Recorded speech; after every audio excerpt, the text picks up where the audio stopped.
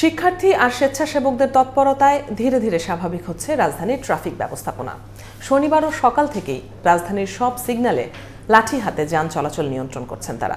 শিক্ষার্থীদের দাবি, যতদিন আইনশৃঙ্খলা বাহিনীর সদস্যরা দায়িত্বে না ফিরছেন ততদিন রাষ্ট্রের প্রয়োজনে জনগণের সেবায় নিয়োজিত থাকবেন তারা। চলছে আকার ভেদে লেন ঠিক করার কাজ। আলাদা করে রাখা হচ্ছে অ্যাম্বুলেন্স সহ জরুরি সেবার লেন। রাজধানীর সড়ক পরিস্থিতির খবর জানাচ্ছেন রহিম রুমন। আমরা এই মুহূর্তে দাঁড়িয়ে আছি রাজধানীর সবচেয়ে ব্যস্ততম যে সড়কগুলো রয়েছে তার অন্যতম রাজধানীর কারওয়ান বাজারের সার্ক ফোয়ারায়। সরকারি না থাকলেও অনেক বেসরকারি অনেক প্রতিষ্ঠান কিন্তু আজকে খোলা।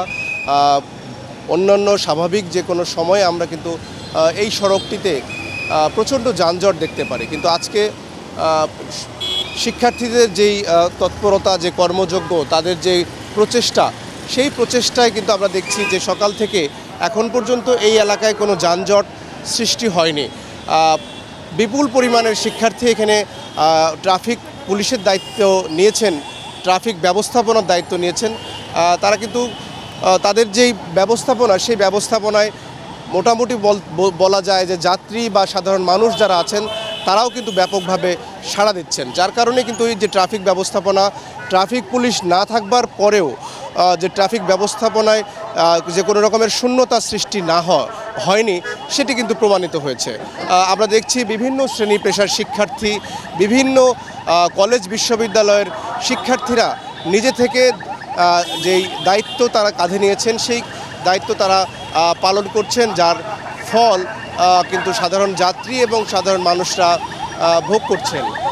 আমরা বেশ কয়েকজন শিক্ষার্থীর সাথে কথা বলেছি, তারা বলছিলেন যে আসলে রাষ্ট্রের যে সংস্কার সেটি করতে হলে তাদের আসলে নিজের যে দায়িত্ব আছে সেই দায়িত্ব আসলে অবহেলা করার কিছু নেই, কারণ নিজেদের যে দায়িত্ব সেই দায়িত্ব যদি কেউ পাশ কাটিয়ে চলে যায় তারা মনে করেন যে তখন আসলে কিন্তু তো তেমন রাষ্ট্রের ভালো কিছু করবার থাকে না।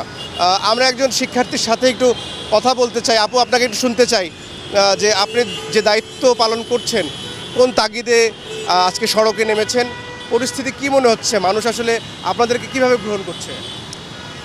আমরা সবাই আমাদের রাষ্ট্র সংস্কারের কাজে নেমেছি। ইভেন আমাদের তো সোনার বাংলাদেশ গড়তে হবে, কারণ আমরা একটা কঠিন সময় পার করে এসেছি। তো এই জন্য আমাদের সোনার বাংলাদেশ গড়ার জন্য আমাদের সবাইকে একসাথে কাজে নামতে হবে।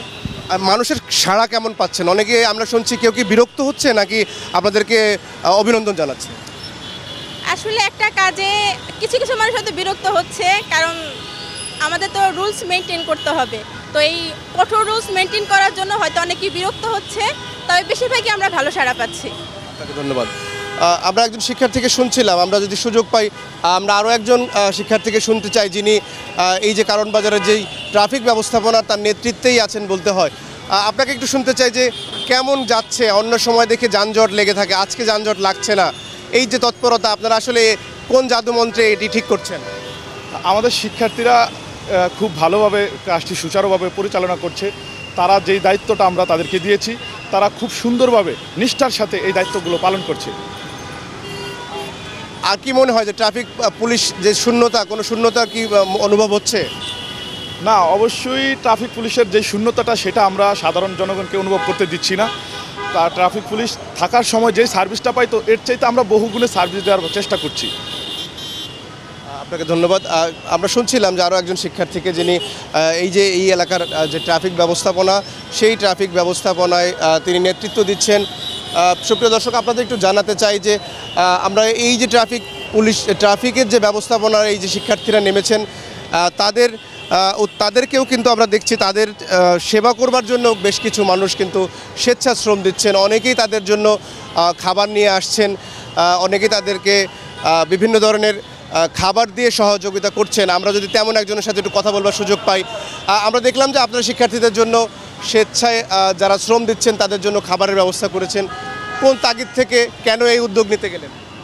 শিক্ষার্থীরা কিন্তু বলছেন যে তারা আসলে টেবিলে ফিরে যেতে চান, তারা পড়ার টেবিলে ফিরে যেতে চান এবং আইনশৃঙ্খলা বাহিনী সহ ট্রাফিক ব্যবস্থাপনা যাদের থাকবার কথা তাদেরও কিন্তু আসলে স্ব জায়গায় তারা ফেরত আসবার আহ্বান জানিয়েছেন।